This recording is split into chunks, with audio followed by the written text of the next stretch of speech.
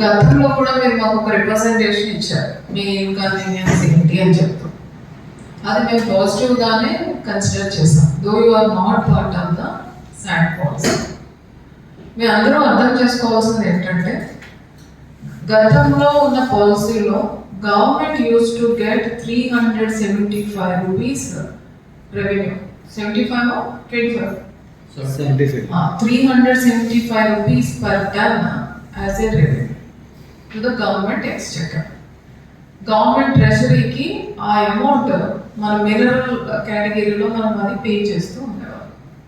375 rupees ఇప్పుడు government 4గా అవుతుంది.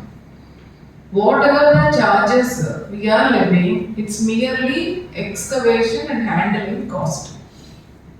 శాండ్ అనే మినరల్కి కాస్ట్ లేదు, తవ్వడానికి, దాన్ని లోడ్ చేయడానికి, అలానే మీ ట్రాన్స్పోర్టేషన్కి మనం చేయడం జరుగుతుంది.